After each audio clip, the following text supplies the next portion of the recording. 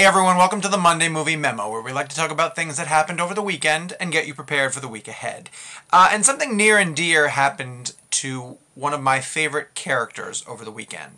If you've paid any attention to the Monday Movie Memo, if you read Cinema Blend, if you track any of my stuff by any sort of casual mention, you know that I'm a huge fan of Spider-Man. And then I love what Mark Webb is doing, and I love what Andrew Garfield is doing, and I'm a big fan of this rebooted franchise that they came up with back in 2011 and then followed up with The Amazing Spider-Man 2 earlier this summer. But the numbers suggest that I'm on an island floating. Now, I'm not to say that The Amazing Spider-Man 2 is a disaster. It certainly has made plenty of money worldwide, less money domestically, but the numbers are trending downward. I mean, it's hard to ignore the fact that the box office results for The Amazing Spider-Man sort of show that audiences are not particularly on board with this path that the current hero and the new movies are taking, and that this third Spider-Man that is already down for the 2016 release maybe is hitting a couple of roadblocks that might prevent it from actually hitting that release date.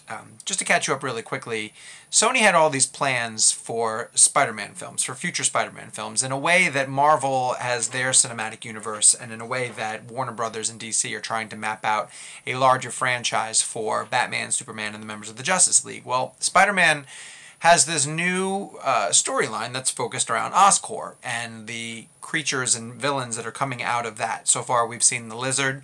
The most recent one gave us Electro, the Rhino, and the Green Goblin, with hints towards Norman Osborn, a Dr. Octopus type, potentially a Vulture, and all of this was building towards a Sinister Six. And we've had progress on all of those fronts. Drew Goddard has been hired to direct a Sinister Six movie. He actually left the Daredevil television series so that he could work on the Sinister Six movie. We heard some rumblings that it might begin as early as January, which made some of us think that maybe the Sinister Six movie was going to be that 2016 film and not The Amazing Spider-Man 3. And all of that stuff is still in play. We also have a Venom film, a standalone Venom film, although that character hasn't even been introduced yet. And we have Andrew Garfield on a contract for another Spider-Man film, although we don't know when. So over the weekend, Roberto Orci, who is going to be one of the members of the Spider-Man Brain Trust, gave an interview or spoke to IGN and talked about the fact that he is no longer writing Spider-Man 3 and does not know what the future of that franchise is. His remarks were not set in stone, but they certainly were a red flag for any of us who were thinking that Spider-Man is on the right path and that the franchise is healthy and that we're going to roll through Spider-Man 3, 4, a Sinister Six movie, a Venom movie, and that the future is incredibly bright for our favorite web-slinger. And listen, as one of the most passionate defenders of what Mark Webb has done so far, I mean, it's hard to not look at the numbers and realize that the audience indifference is definitely there. And in reaction to the news that The Amazing Spider-Man 3 is not necessarily on the path that Sony probably wants it to be on, and in response to Orci's comments, a lot of sites were coming up with theories about how it's time for Sam Raimi and Tobey Maguire to come back and save this franchise. Our own Gabe Toro, who has a vested interest in Spider-Man, really enjoys Spider-Man. He and I go back and forth on the health and future of the Spider-Man character and this current franchise a lot, and wants to see Raimi make a LeBron James type return home to the franchise that he created. And truthfully, I don't think that's the answer. But I don't know what the answer is. But let's talk about why I don't think that that's the answer. Or why, or let me, and I'll also talk about why I think maybe it is the answer. You know, Raimi left the franchise in a bit of a bad spot. And everyone's going to talk about, oh, the studio made him do it. You know, he didn't want Venom in Spider-Man 3, but the studio forced him to put Venom in Spider-Man 3. But that, you know, Venom's not the only problem with Spider-Man 3. There are a lot of big problems. And that series was a mess. And whenever people argue that why did you have to reboot this franchise? We had just seen his origin story. How come we had to start over again? Well, it's because you couldn't build off of Spider-Man 3. Any next Spider-Man film, which could have been called Spider-Man 4, but ended up becoming the rebooted Amazing Spider-Man, would have had to build on where Raimi left Tobey Maguire and those characters, and none of them were in a good spot. They weren't in any place that you could continue to develop and evolve without complete rewrites that just would have been essentially rebooting. Raimi had used the most interesting villains. He got a great Doc Ock from Alfred Molina, and he went through 2 different versions of the Goblin. He got to go to one of his classic villains. Raimi's always liked the classic Spider-Man villains, and he got to do Sandman.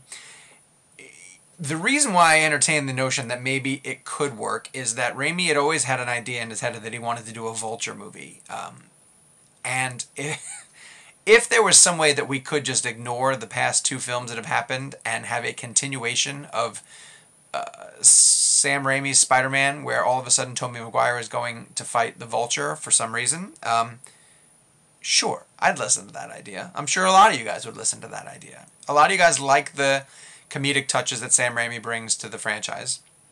People who don't like the Mark Webb ones tend to say that they prefer Tobey Maguire to Andrew Garfield. It's worth noting that Tobey Maguire just turned 39 years old and may be getting a little bit too old to be playing Spider-Man unless they factor that into the story in a way that we're going to get an older, grizzled Ben Affleck playing Bruce Wayne and Batman. Maybe Sam Raimi and Tobey Maguire do a story where, Spider-Man has been fighting crime all these years, and now, heading into his 40th birthday, is summoned into the mask one more time. I mean, there are possibilities, there are options, but I don't think Sam Raimi and Tobey Maguire returning to this franchise is what's going to lure people back into the theaters. Nor do I necessarily think that continuing with what Webb has done is going to lure people back into theaters, because The Amazing Spider-Man 2, in my opinion, was a good movie, and people just ignored it. Sort of decided before it came out that they weren't interested in it, and the numbers domestically reflected that. I mean, Spider-Man's always going to be a global powerhouse, and I think Sony's always going to be able to get to this number that they've hit in the near 700 millions by going after foreign markets, and that's fine. There are a lot of franchises that do that, but they need to spend less to make another Spider-Man movie than spend more, because the costs are going up and the profits are flatlining and even decreasing to a certain extent. So I don't think Sam Raimi and Tobey Maguire are the answer, although it is interesting that Sam Raimi does not have a major project on his agenda right now, coming off of Oz the Great and Powerful, one of his most financially successful films to date.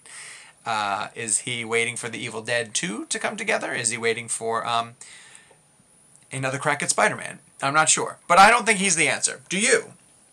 Weigh in the comment section below. Let me know if you think that Sam Raimi and Tobey Maguire coming back to Spider-Man could make you interested in this franchise once again. Or if not, tell me what you think could get you invested in the Spider-Man franchise again. Spider-Man 2 did not win over as many audience members as I'm sure Sony and Mark Webb and everybody involved in that picture had hoped. I thought it was fantastic. I stand by the fact that I think it's fantastic, but most people don't agree. So, what do you want to see in a Spider-Man movie? Do you want to see Spider-Man put on the shelf for a little while? I don't think that's going to happen, but is that what you're hoping? Do you want to see a complete reinvention? Do you want to see us go back to what kind of worked the first time through? Weigh in the comment section below. We will continue to track everything Spider-Man related here on Cinema Blend. And thank you so much for tuning in to the Monday Movie Memo.